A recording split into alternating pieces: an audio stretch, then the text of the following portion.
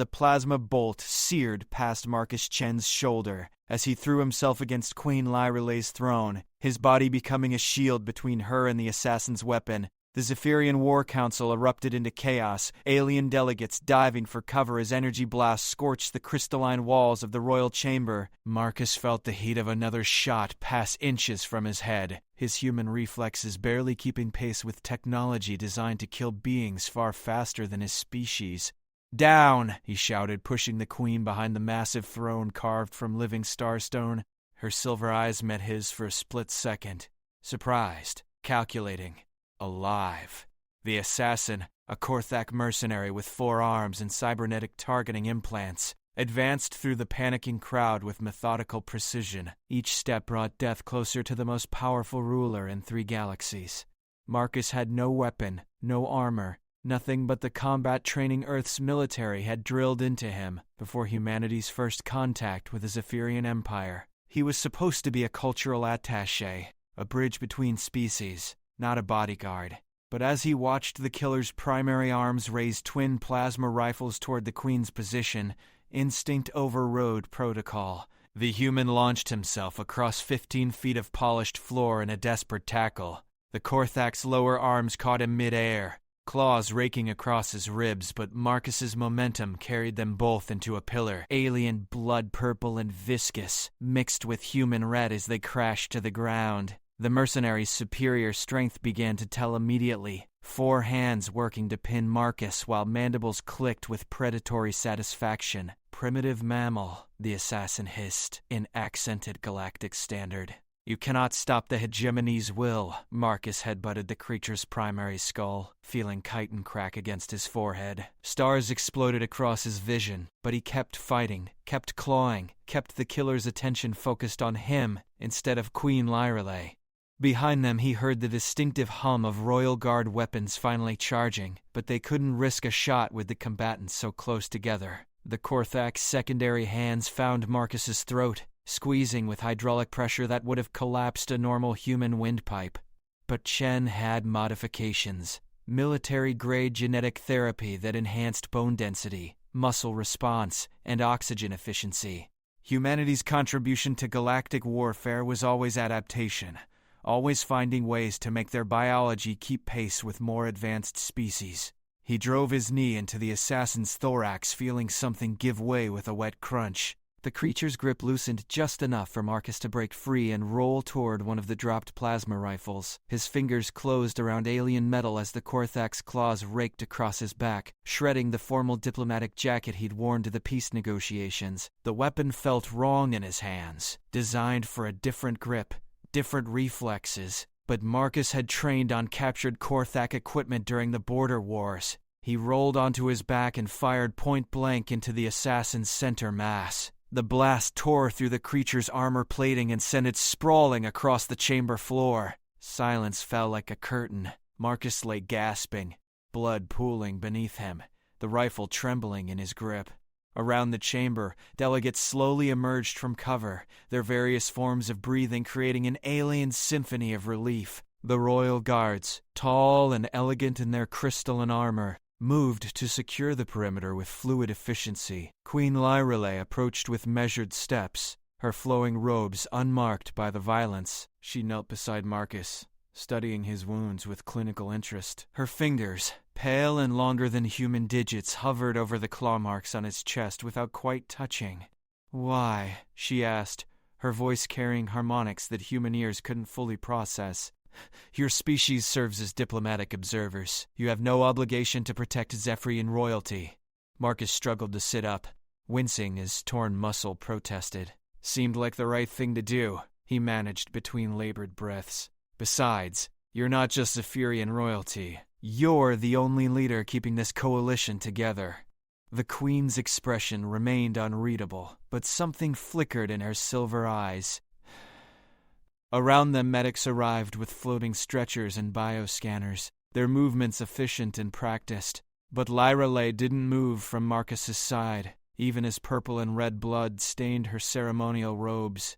"The hegemony will send others," she said quietly. "This was merely their opening move." "Then we'll stop them too," Marcus replied, accepting help from the medics but keeping his eyes on the Queen. That's what allies do. For the first time since he'd known her, Queen Lyralee smiled, a subtle expression that somehow transformed her alien features into something almost human. Indeed, she murmured, that is precisely what allies do. The medics lifted him onto the stretcher, but Marcus caught a fragment of conversation between the Queen and her chief advisor, spoken in rapid Zephyrian. He understood enough of the language to recognize two words that made his blood chill: marriage and necessity. The medical bay's sterile lighting cast everything in harsh white as bioregenerators worked to seal Marcus's wounds. Each pulse of the alien technology felt like fire crawling under his skin, rebuilding torn tissue with mechanical precision. Through the transparent aluminum walls, he could see preparations beginning for something significant. Guards moving with heightened urgency, servants hurrying through corridors with armloads of ceremonial items. Dr. Zalara, the chief medical officer, monitored his progress with 4 eyes that could see into multiple spectrums. Her mantis-like form moved with clinical efficiency as she adjusted the regeneration parameters on his chest wounds. Remarkable, she clicked in her species approximation of wonder. Human healing factors are adapting to our technology faster than predicted. How long until I'm operational? Marcus asked, testing the flexibility of his newly healed ribs. The bioregenerator had done its work, but phantom pain still lingered where the Korthak's claws had found their mark. Your tissue regeneration is complete, but I recommend. The doctor's words were cut short as the medical bay doors slid open with military precision. Queen Lyralee entered alone, having dismissed her usual retinue of advisors and guards. She wore her formal robes of state, midnight blue fabric that seemed to contain actual starlight, woven with threads of rare metals that caught and reflected light in impossible patterns. The sight of her in full regalia made Marcus's breath catch. This wasn't a casual visit to check on his recovery. Leave us, she commanded softly, and Dr. Zalara bowed deeply before departing without question. Marcus sat up on the medical table, suddenly conscious of his state of undress. The regenerator had required removing his shredded shirt, leaving him bare-chested, with fresh pink scars marking where the assassin's claws had nearly ended his life. The Queen's silver eyes traced these marks with an intensity that made him vulnerable in ways he hadn't expected. The Korthak assassin has been interrogated, Lyralee said, her voice carrying those impossible harmonics that marked her species' royal bloodline. He was the first of 7 operatives deployed by the hegemony. The others will target you specifically. Me? Marcus swung his legs over the side of the table. I'm nobody important, just a diplomatic attaché. You are now the human who threw himself between death and the Zephyrian crown. Her pale fingers gestured toward the medical readouts floating in holographic display beside his bed. You are the alien who chose protection over protocol, who shed blood for a queen not of his species. The hegemony correctly identifies you as a symbol of the coalition's unity. Marcus felt the weight of implications settling around him like a trap. So they'll keep coming until they either kill you or eliminate me as a rallying point for human Zephyrian cooperation. Precisely. The Queen moved closer, close enough that he could smell the subtle alien fragrance that clung to her skin and robes, which is why the Royal Council has determined that extraordinary measures are necessary to preserve both your life and the stability of our alliance.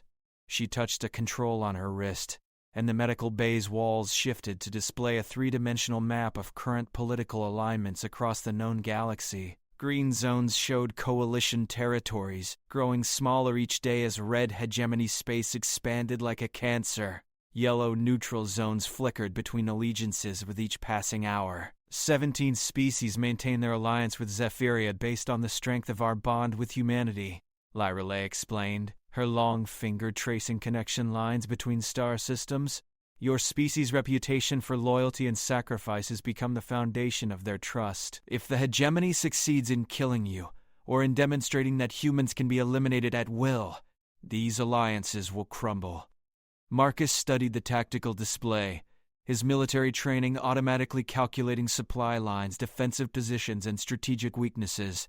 And if I disappear into protective custody, it sends the same message, that humans retreat when things get dangerous.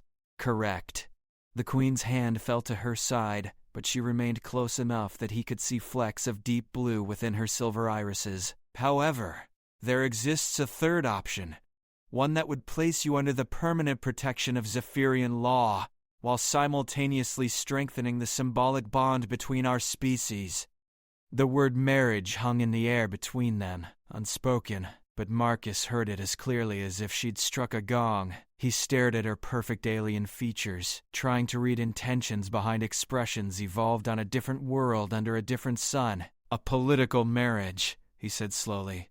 A necessary marriage. Her tone remained carefully neutral, but something in those harmonics suggested deeper currents. Bonded to the crown, you would be legally untouchable by any hegemony operative.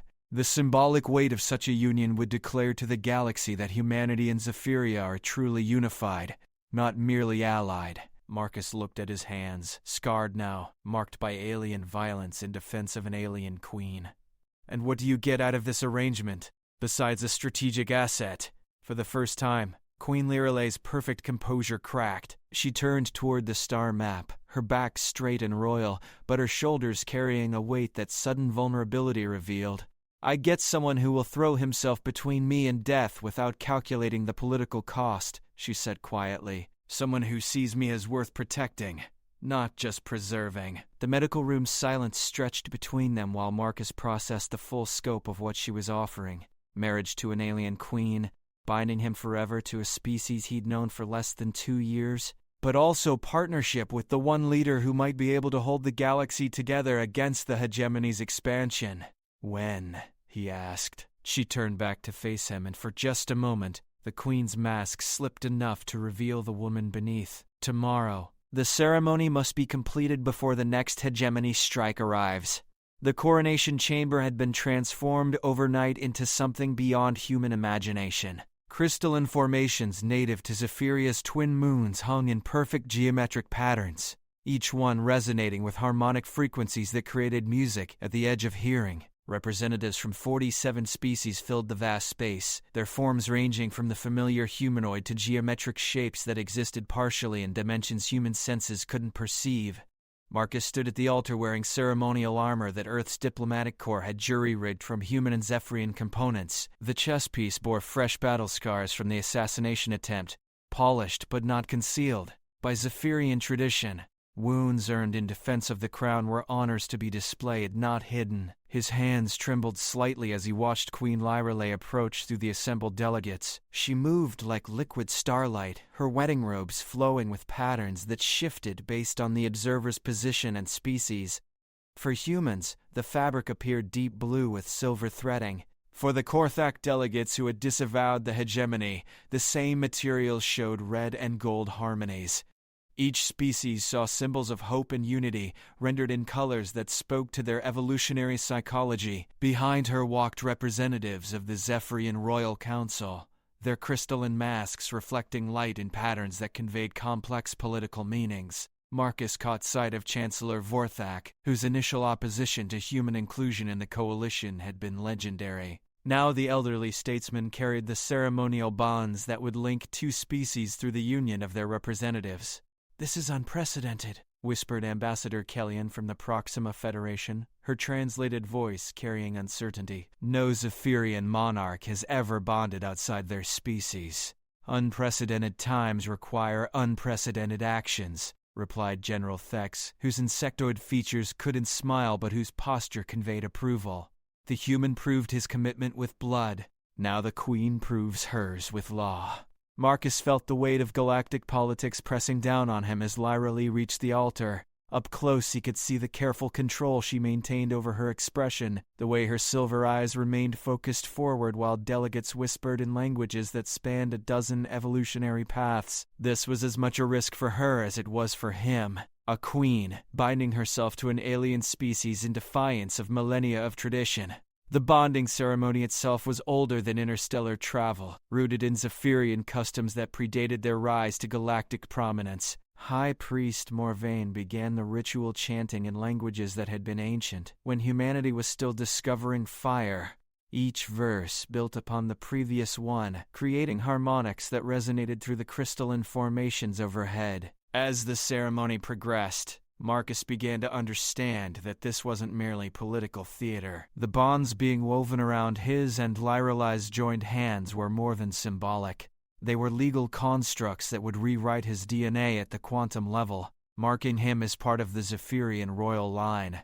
The process would leave him fundamentally changed, no longer entirely human. "Do you understand what you're accepting?" Lyrelai asked during the ritual pause when traditional vows were exchanged. Her voice carried private harmonics meant only for his ears, questions layered beneath the formal words. "I understand that some things are worth changing for," Marcus replied, meeting her silver gaze directly. "And that protection goes both ways in a real partnership." Something shifted in her expression.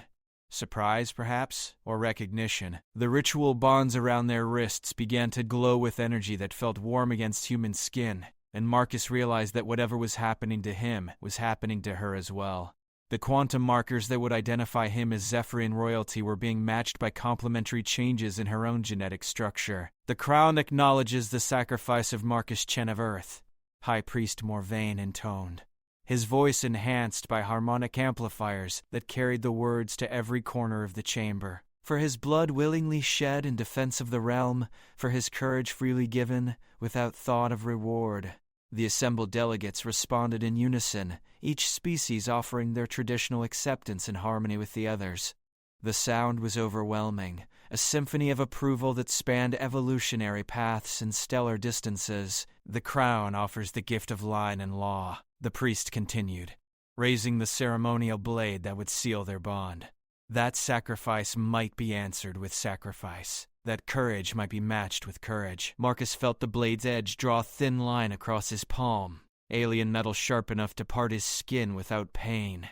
Purple light flowed from the wound, not blood, but something far more significant. Beside him, Lyrelai offered her own hand to the blade, silver fluid welling up to meet his transformed blood. When their wounded palms touched, the reaction was immediate and overwhelming. Energy surged through their joined hands, rewriting fundamental aspects of their biology in ways that human science was only beginning to understand. Marcus felt his consciousness expand, suddenly aware of harmonic frequencies he'd never perceived, of emotional ranges that his species had never developed. More importantly, he felt Lyrelai's mind brush against his own, not telepathy, but something deeper. A sharing of essential nature that went beyond mere mental contact. For just a moment, he experienced the galaxy through Zephyrian senses, understood the crushing weight of responsibility she'd carried alone for decades. And through their bond, she experienced what it meant to be human. The fierce protective instincts, the willingness to sacrifice everything for something worth protecting, the stubborn refusal to abandon hope even when logic suggested defeat. "It is done," High Priest Morvain announced, as the energy flow stabilized and the bonds around their wrists solidified into permanent markers of their new status. "Let the galaxy witness. Humanity and Zephyria are united." The chamber erupted in celebration, but Marcus barely heard it. He was still processing the fundamental changes occurring within his own biology, the way his perception of reality was shifting to accommodate abilities he'd never possessed.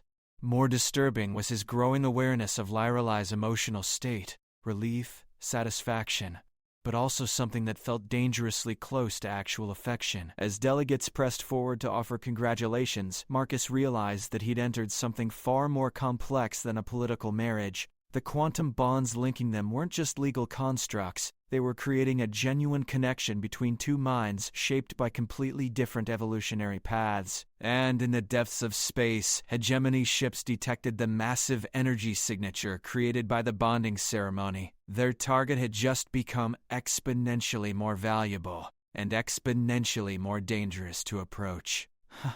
The War Council convened 3 days after the bonding ceremony, but the chamber that had witnessed Marcus's first desperate defense of Queen Lyrelai now hummed with different energy. Holographic displays showed hegemony fleet movements converging on Zephyrian space like a closing fist, while tactical projections painted scenarios that ranged from difficult to catastrophic. Marcus stood at Lyralay's right hand, wearing the midnight blue uniform that marked his new status as royal. The quantum bonds created by their marriage had fundamentally altered his physiology. He could now perceive the electromagnetic patterns in Zephyrian thought, understand the subtle harmonic communications that previously required translation. More unsettling, he could feel Lyralay's emotional states as faint echoes in his own mind. 17 enemy battle groups, reported Admiral Zenth, her insectoid features rigidly professional as she highlighted fleet positions on the central display. They're moving to encircle our primary systems while leaving obvious gaps in their formation. A trap, General Corvin observed from across the table. The Proximan's scaled hide shifted color with his mood, currently a deep red that indicated extreme caution. They want us to perceive weakness and commit our forces to what appears to be an advantageous. Marcus studied the tactical display with eyes that could now see in spectrums unavailable to baseline humans. The hegemony's fleet movements created patterns that were almost artistic in their precision, too perfect to be natural, too complex to be accidental. They're not just trying to destroy our fleets, he said, his enhanced vision catching details that others missed. Look at the timing intervals between movement phases. They're herding our allied forces towards specific coordinates. Queen Lyralay's attention focused on the areas Marcus had identified, her silver eyes reflecting light in patterns that conveyed deep analysis. Through their bond, he felt her mind working through possibilities at speeds that human cognition couldn't match. Stellar engineering, she concluded, her harmonic voice carrying undertones of alarm. The hegemony has weaponized quantum resonance technology. They're positioning our fleets to destroy the gravitational anchors that maintain stability in these systems. The War Council fell silent as the implications became clear. The hegemony wasn't trying to conquer Zephyrian space. They were trying to make it uninhabitable. If they succeeded in destabilizing the gravitational fields that held the Coalition's core systems together, entire solar systems would be scattered into the void. Evacuation protocols? Admiral Zenth asked, though her tone suggested she already knew the answer. Impossible, Chancellor Vorthak replied, his ancient voice heavy with the weight of mathematical certainty. We lack the transport capacity to relocate 47 billion sentient beings. Even if we possessed unlimited vessels, the time required exceeds our tactical window by several orders of magnitude. Marcus felt frustration building in rooms filled with beings whose intellectual capacity far exceeded human norms, yet who found themselves trapped by the same fundamental problem: insufficient resources to implement an adequate response. But through his bond with Lyralai, he also sensed something else. The beginning of a desperate idea taking shape in her enhanced consciousness. There is another option, the Queen said slowly, her harmonics carrying frequencies that suggested dangerous possibilities. One that requires activating technology we've kept dormant since the Synthesis Wars. The chamber's atmosphere shifted immediately. Even Marcus, with his limited knowledge of galactic history, understood that the Synthesis Wars represented the closest the known galaxy had ever come to complete annihilation. Technologies developed during that conflict had been banned by mutual agreement among all surviving species. The Nexus Array, General Corvin whispered, his scaled hide shifting to pale yellow, the proximate expression of existential terror. The Nexus Array, Lyralay confirmed, capable of quantum linking consciousness across unlimited distances, of coordinating fleet movements through shared mental networks spanning multiple star systems. Marcus's enhanced understanding filled in the implications. The array would create a telepathic command structure linking every ship, every commander, every strategic decision across the entire Coalition fleet. But the neural strain of such coordination had driven previous operators insane within hours, assuming they survived the initial connection. The human bonding, Chancellor Vorthak said suddenly, his crystalline features reflecting comprehension. The quantum markers created by the marriage ceremony. Marcus Chen's consciousness has been fundamentally altered to process Zephyrian neural patterns. Understanding crashed over Marcus like a physical blow. The marriage hadn't just been political necessity. It had been preparation. Lyralay had known about this possibility from the beginning. had bonded him to her consciousness specifically to create a mind capable of surviving the Nexus Array's devastating neural load. "You're talking about turning me into a living tactical computer," he said, his voice carefully controlled despite the emotional storm building in his thoughts. "We are talking about giving you the ability to coordinate our entire coalition's response in real time," Lai replied. But through their bond he felt her guilt, her awareness of what she was asking him to risk. To process tactical information from 47 species simultaneously and distribute commands faster than any artificial intelligence we've ever constructed. The War Council waited while Marcus processed the scope of what they were requesting. He would become the central nervous system for the largest combined fleet in galactic history. His consciousness expanded to encompass thousands of ships and millions of crew members. The neural strain might destroy his mind completely, or worse, trap him in a state of permanent sensory overload that would leave his body alive but his consciousness scattered across the galaxy. Through the bond he felt Lai's emotional state, desperate hope mixed with profound regret at having to ask this of him, but also something deeper. Genuine care for his well-being that went far beyond political necessity.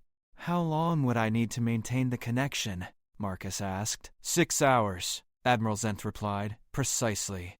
Long enough to coordinate our counterattack and force the hegemony to abandon their position before they can complete the gravitational destabilization. 6 hours of processing information flows that would normally require teams of AI systems working in parallel. 6 hours of maintaining conscious control over tactical decisions affecting the survival of 47 billion sentient beings."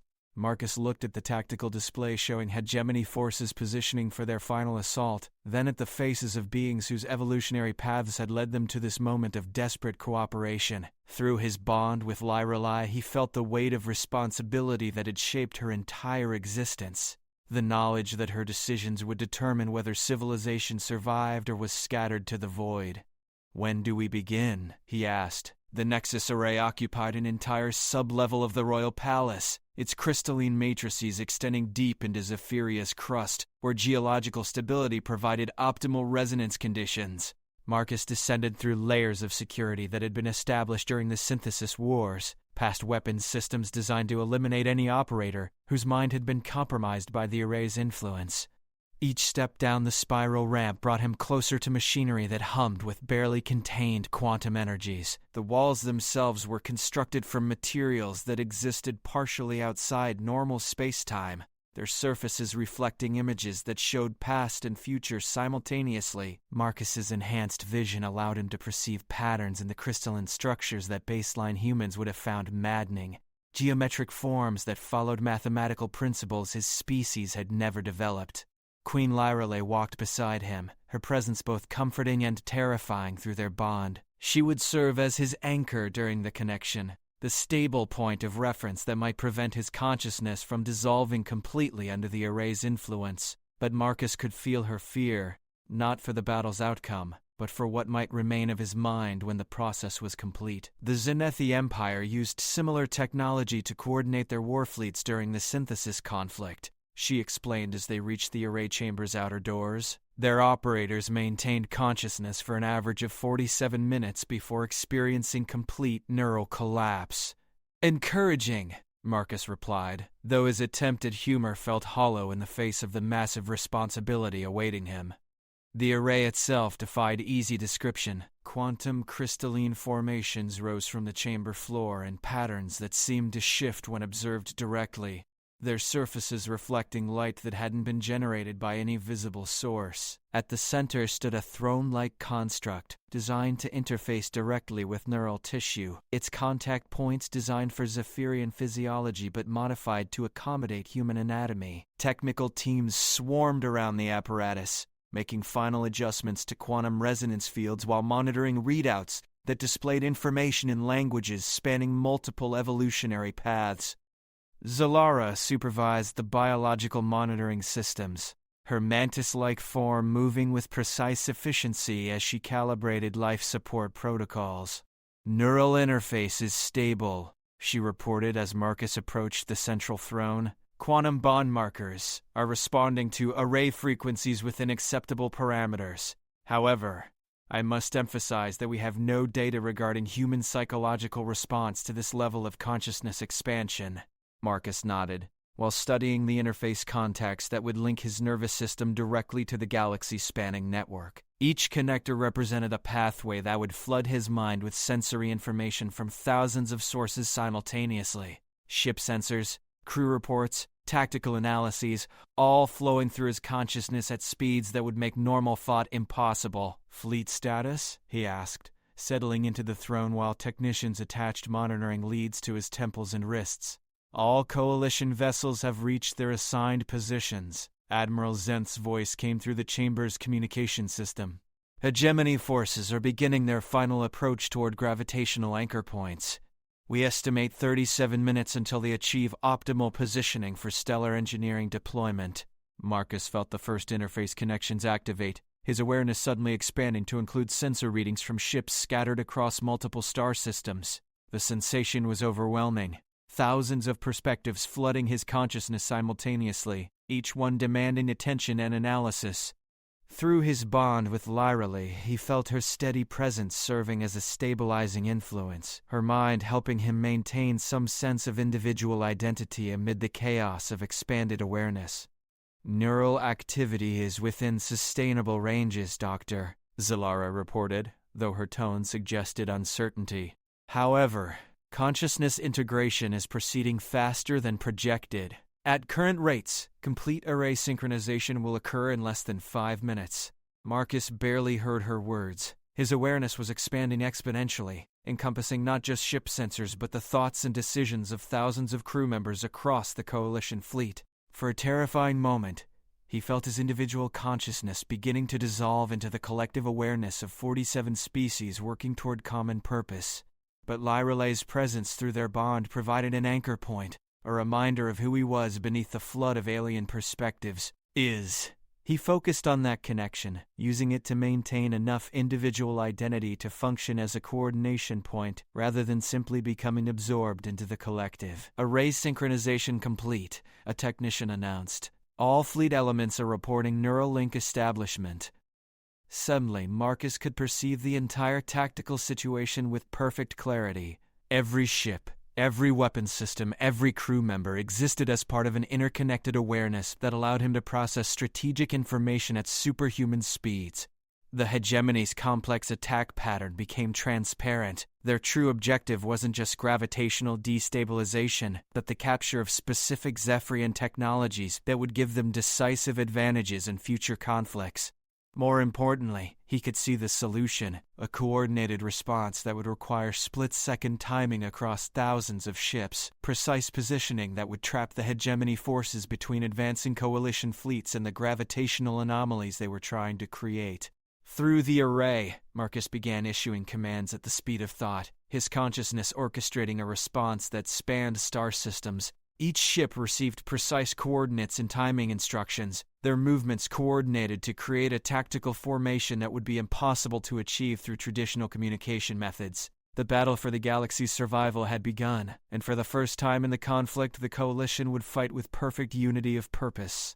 But as neural strain built in Marcus's enhanced mind, the question remained whether his consciousness could survive long enough to see their victory through to completion. The quantum storm of information flowing through Marcus's consciousness reached crescendo as 40,000 Coalition vessels moved in perfect synchronization.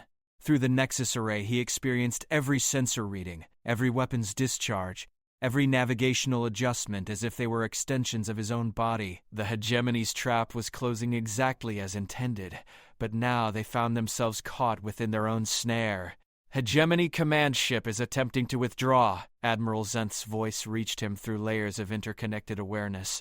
"They're realizing that our response coordination exceeds their tactical projections by several orders of magnitude." Marcus directed 3 separate fleet groups to intercept the retreating command vessel, while simultaneously coordinating the delicate process of destabilizing the hegemony's gravitational manipulation devices. Each action required conscious control over thousands of individual ship movements, the computational load pushing his enhanced consciousness toward the breaking point. Through his bond with Queen Lyralee, He felt her presence anchoring him to individual identity, even as the array threatened to dissolve his sense of self into pure tactical awareness. Her mind provided a constant reminder of why this battle mattered, not just for military victory, but for the preservation of the cooperative spirit that made civilization possible.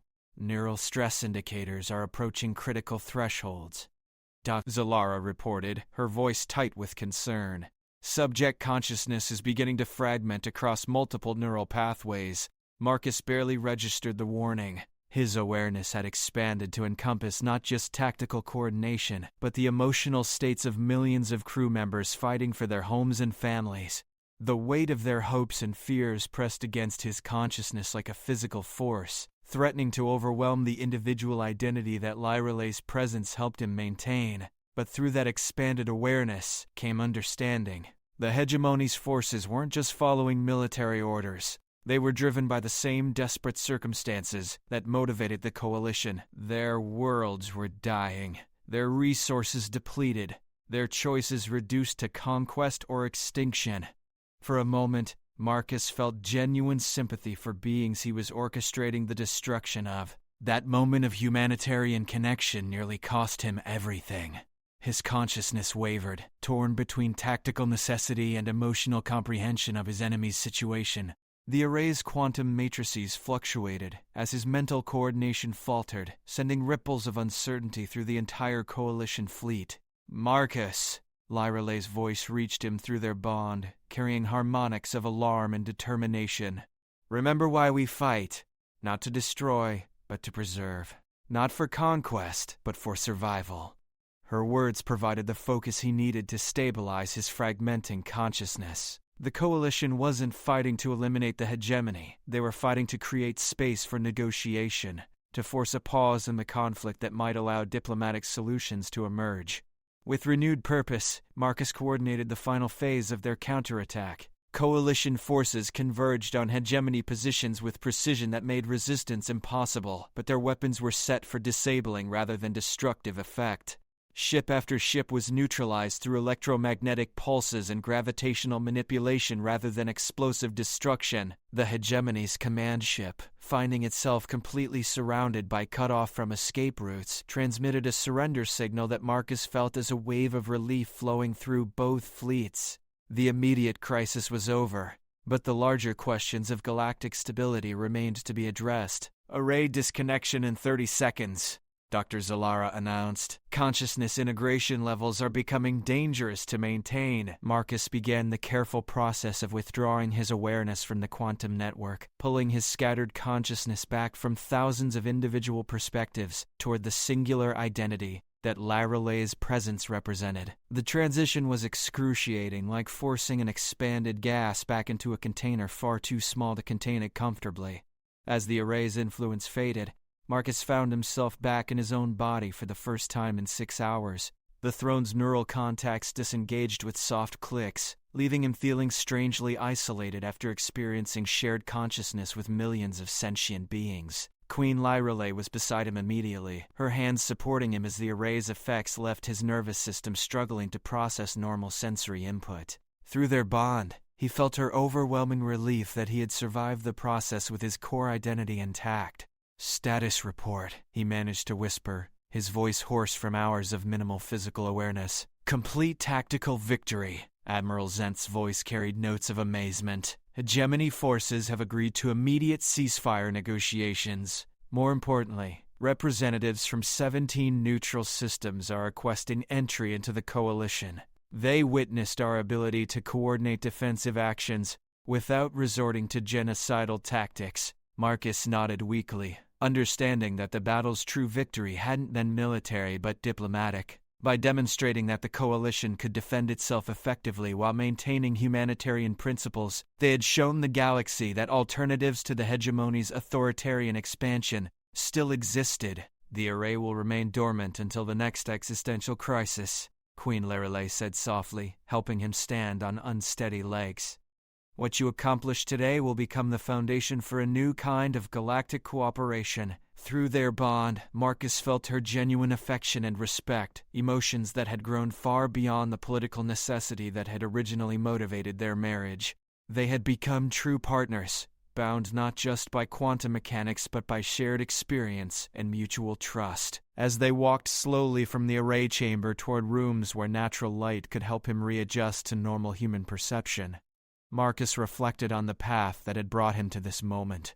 A simple cultural attaché who had thrown himself between danger and an alien queen, fundamentally altering the course of galactic history through a single moment of protective instinct. Behind them, technicians began the process of securing the most dangerous technology known to galactic civilization. But ahead lay the more complex challenge of building lasting peace among species whose evolutionary paths had given them radically different concepts of cooperation, survival, and hope. The marriage that had begun as political necessity had become something far more significant, a bridge between worlds, a symbol of unity that had quite literally saved the galaxy. And through their growing bond, Marcus was beginning to understand that the queen who had ordered their marriage might have seen possibilities that even her enhanced intellect hadn't initially dared to hope for. The coronation balcony overlooked New Geneva, the Coalition's first truly integrated city where 47 species had collaborated to create architecture that served biological needs spanning multiple evolutionary paths. 2 years had passed since the Battle of the Nexus Array, and the temporary ceasefire with the hegemony had evolved into complex peace negotiations that Marcus often coordinated through diplomatic quantum links. Queen Lirelei stood beside him, reviewing reports from the latest round of territorial agreements, her presence in his consciousness as natural now as his own thoughts. The bond created by their marriage had deepened through shared experiences until they functioned as two aspects of a single diplomatic entity. Her enhanced intellect complemented by his human intuition, his tactical awareness expanded by her harmonic comprehension of complex social dynamics. "The Hegemony Council has agreed to the resource-sharing protocols," she said, highlighting positive developments in the scrolling data streams. Their desperation was born from genuine scarcity, not territorial ambition. With access to coalition mining operations, they can maintain their civilization without expansion through conquest. Marcus nodded while studying population projections that showed sustainable growth patterns for the first time in decades. The galaxy's species were learning to cooperate not just for military purposes, but for long-term survival that benefited everyone, rather than privileging the strongest at everyone else's expense. "Dr. Zalara's latest medical reports are encouraging too," he added, gesturing toward biological integration studies. "Successful genetic adaptation to shared environments is exceeding all projections. The children born in integrated colonies are showing enhanced abilities to communicate across species lines." Through their bond, he felt Lyrale's emotional response to that information, hope mixed with something deeper and more personal. Cultural integration was proceeding quickly, but personal integration between different species remained largely theoretical rather than practical. "Marcus," she said quietly, her harmonics carrying frequencies that suggested important revelations, "there's something we need to discuss about our own situation." He turned to face her fully, noting the careful control she maintained over her expression. Through their bond, he sensed anticipation mixed with uncertainty, emotional combinations that suggested significant developments. "The quantum bonds created by our marriage continue to evolve," Lyrale continued. "Dr. Zalara's latest scans indicate that our consciousness integration has reached levels previously thought impossible between different species." Marcus felt a flutter of concern. They had both changed dramatically since their union, their original personalities expanding to accommodate abilities and perspectives that neither human nor Zephyrian evolution had produced independently. Sometimes he wasn't certain where his thoughts ended and hers began. "What does that mean, practically?" he asked.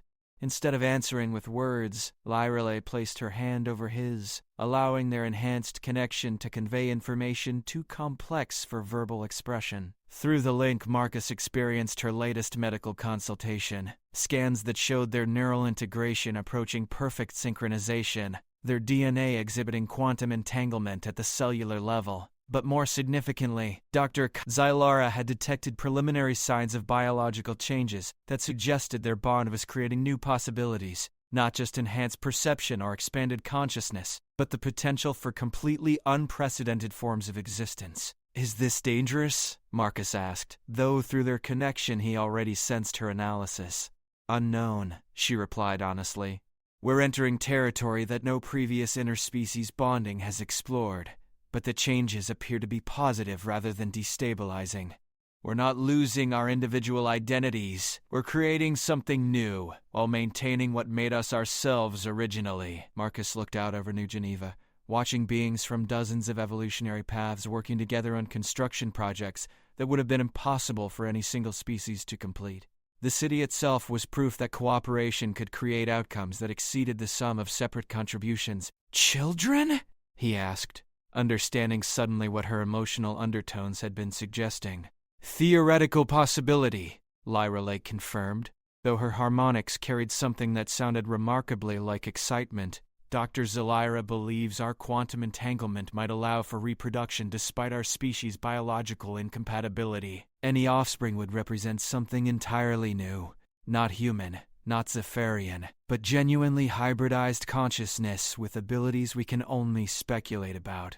The implications were staggering. A generation of beings capable of natural integration with multiple species, able to serve as living bridges between evolutionary paths that had developed in complete isolation. Children who might possess tactical awareness comparable to the Nexus Array, combined with emotional intelligence that could resolve conflicts their parents' generation couldn't even comprehend. The political ramifications alone, Marcus began, would reshape galactic civilization completely. Lyra finished. Living proof that cooperation can create outcomes beyond what any species could achieve independently. Through their bond, Marcus felt her deeper thoughts, that such children would also represent hope for long-term stability in ways that treaties and military alliances could never provide. Beings whose very existence demonstrated the benefits of unity rather than conquest. A soft chime indicated an incoming priority communication, and Admiral Zent's image materialized in holographic display beside them. Her insectoid features showed expressions of satisfaction that Marcus had learned to recognize over their years of cooperation. Your Majesty, Royal Consort, she began formally before her tone shifted to something approaching warmth. I wanted to report that the last hegemony holdout systems have agreed to the integration protocols. The conflict phase of our relationship is officially concluded. Marcus felt relief flow through both himself and Lyra simultaneously, not just for the end of military tensions, but for the validation of their approach. Violence had been replaced by cooperation. More importantly, Admiral Zenth continued, the Galactic Council has formally requested that your marriage be recognized as the foundation for new interspecies relationship protocols. They want to use your bond as a model for future diplomatic integration between traditionally incompatible species. Lyra's hand tightened around Marcus's as they processed this development. Their personal relationship was officially becoming the template for galactic civilization's next evolutionary step. We accept the responsibility, Queen Lyra replied, her formal harmonics carrying undertones of deep satisfaction, with the understanding that our experience is only the beginning of what becomes possible when different forms of consciousness choose unity over separation. As Admiral Zent's image faded, Marcus realized that what had begun as a desperate political expedient had evolved into something far more significant. Their marriage wasn't just a symbol of interspecies cooperation. It was the actual foundation for a new form of civilization based on integrated consciousness rather than territorial competition. Through their bond, he felt Lyra's thoughts aligning with his own. Together, they had not only survived galactic war, but had created the framework for galactic peace. And now perhaps they were ready to begin creating the next generation of beings who would inherit the galaxy they had helped preserve. The future stretched ahead full of possibilities that neither of their species could have imagined independently, but which their united consciousness made not just conceivable,